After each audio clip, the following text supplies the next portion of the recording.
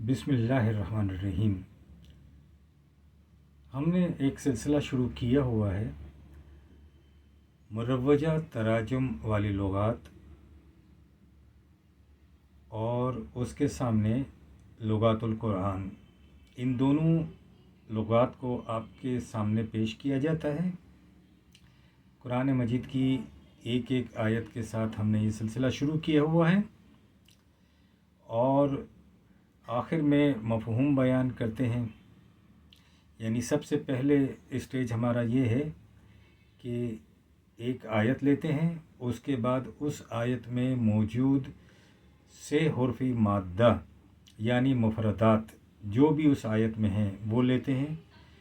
उसके मायने सबसे पहले मुरव्वजा तराजुम वाली लुगत से लेते हैं, उसके बाद मफ़हूमुल कुरान से लेते हैं और लुगातुल कुरान से लेते हैं और उसके बाद मफ़हूम जो मफ़हूमुल कुरान में आया है उसे लेते हैं। और ये बताने की कोशिश की जाती है कि ये जो लुगातुल कुरान है उसमें जो मायने दिए गए हैं उसको सामने रखकर किस तरह से मफ़हूम बनाया गया है। और ये भी साबित करने की कोशिश की जाती है कि मुरव्वजा तराजुम वाले जो लुगात हैं उसमें और लुगातुल कुरान में कोई फ़र्क नहीं है। ये जो इल्ज़ाम है कि कुरान के साथ खिलवाड़ किया गया है बेबुनियाद इल्ज़ाम है। उसी को साबित करने के लिए कि ये इल्ज़ाम बेबुनियाद है हमने ये सिलसिला शुरू किया हुआ है। ये कोई दूर की कोड़ी लाने वाली बात नहीं है। ये तो एक 8वीं जमात का तालिब इल्म भी कर सकता है, तो आप ख़ुद भी कर सकते हैं। मैंने ये सिलसिला इसलिए शुरू किया हुआ है ताकि एक चीज़ आपके सामने आ जाए। तो हम आज लेते हैं सिलसिला चौथी आयत सूरह अल फातिहा की, इय्याका नअबुदु व इय्याका नस्तईन। तो इसमें दो मुफरदात हैं, यानी दो से हुर्फ़ी माद्दा इसमें आते हैं। पहला माद्दा तो आपके सामने है, ऐन बे दाल अब्द, अबदा याबुदु इबादतन, अब्द ऐन बे दाल।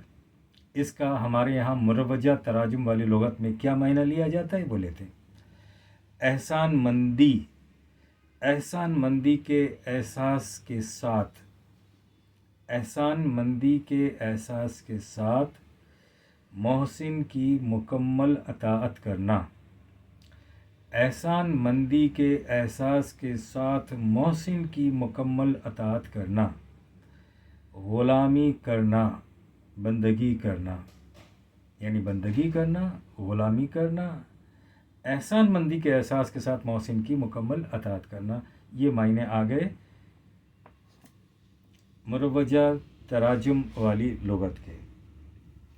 अब इसी का हम लेते हैं लुगातुल कुरान में इसके क्या मायने लिए गए हैं या क्या मायने दिए गए हैं लुगातुल कुरान में। ऐन बेदाल इबादतुन के मायने ऐसा काम करने के हैं जो दिल के शौक़ और रग़बत से सरअंजाम दिया जाए।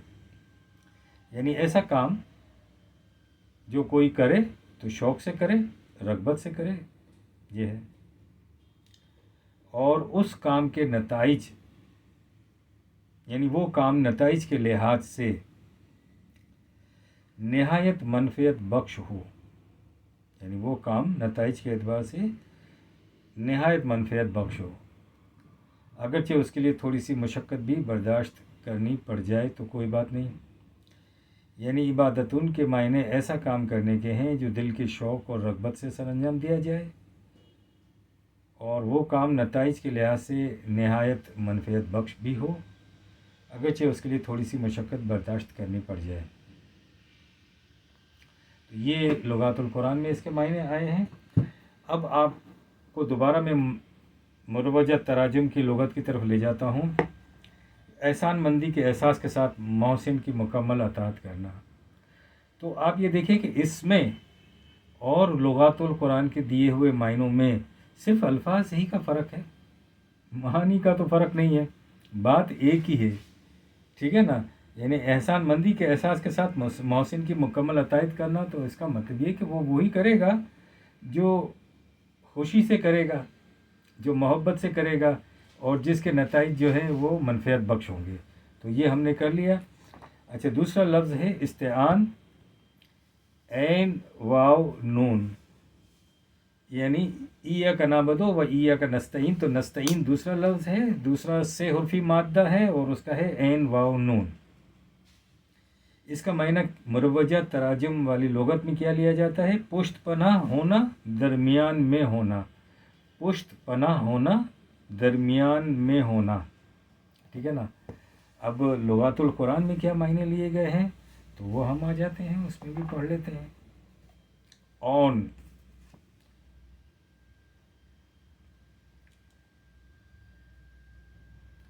تو اس میں کیا معنی لیے گئے ہیں؟ اون کے عین واو نون یعنی نستعین، جس کا مادہ ہے عین واو نون اون۔ اون کے معنی ہیں مدد نیز مددگار، ٹھیک ہے نا۔ تو یہاں پر جو مروجہ تراجم والی لغت ہے اس میں ہم نے دیکھا پشت پناہ ہونا، تو مدد یا مددگار بات ایک ہی ہے۔ درمیان میں ہونا، تو اس میں لیا گیا ہے معنی کہ وہ سانڈ یا گائے نہ بوڑھا ہے نہ جوان، بلکہ ان کے بین بین اوان ہے۔ درمیان میں ہونا یعنی بین بین اوان ہے، اس میں بھی یہی معنی لیے گئے۔ اب آگے اس میں لغات القرآن میں دیا ہوا ہے کہ استعان کے معنی ہیں اپنی ذات کے لیے اعتدال کی خواہش کرنا۔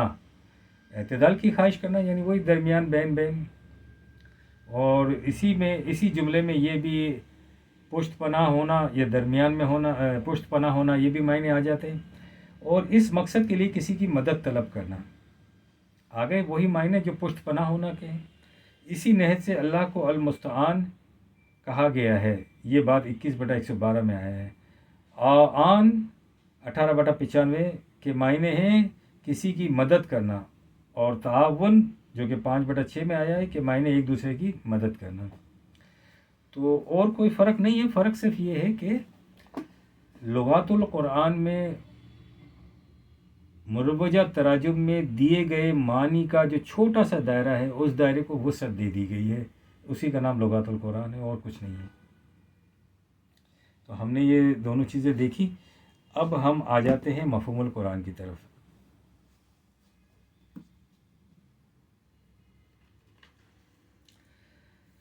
چوتھی آیت ہے مفہوم القرآن کی، ایاک نعبد و ایاک نستعین۔ اب مفہوم پڑھتا ہوں میں۔ یہ نظام ان افراد کے ہاتھوں متشکل ہوگا جو اس حقیقت کبریٰ کا اعلان اور عملاً اس اعلان کی تصدیق کریں گے کہ ہم خدا کے سوا کسی کی اطاعت اور محکومیت اختیار نہیں کرتے۔ تو یہ ایاک نعبد کا مطلب آپ نے پڑھا، ٹھیک ہے نا۔ تو اطاعت اور محکومی اختیار کرنا، اور مروجہ تراجم میں بھی آپ نے دیکھا ہے کہ احسان مندی کے ساتھ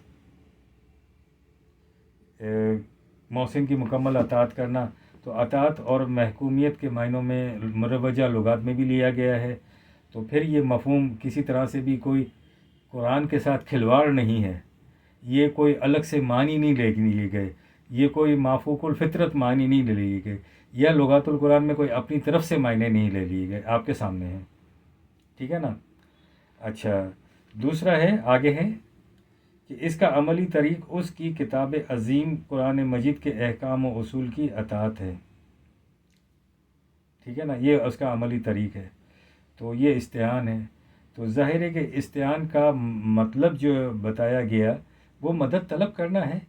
تو انسان جب قرآن پڑھے گا تو قرآن کی ہی مدد وہ طلب کرے گا، یعنی قرآن مجید کے احکام اور اصولوں کی مدد طلب کرے گا۔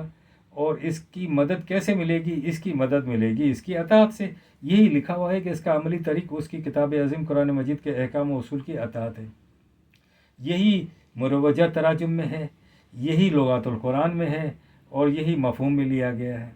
کیا بات فرق ہے جس سے کہا جاتا ہے کہ یہ کھلواڑ ہے قرآن مجید کے ساتھ، ایک الگ سے معنی لے لیے گئے ہیں، اور پتہ نہیں کون سے معنی لیے گئے کہاں ہیں۔ میں نے آپ کے سامنے یہ 4 دن سے 4 آیات چوتھی آیت پیش کر رہا ہوں، اور انشاءاللہ العظیم زندگی رہی یا توفیق اللہ تعالیٰ کی رہی تو پورا قرآن مجید بھی ختم کریں گے اور دیکھیں گے کہ کہاں ہم بھی سیکھیں گے، آپ بھی سیکھیں گے، دیکھیں گے کہ کہیں واقعی ایسا ہے. ویسے اب تک چوتھی آیت تک تو ایسا نہیں نظر آیا. ربنا تقبل منا انک انت السمیع العلیم.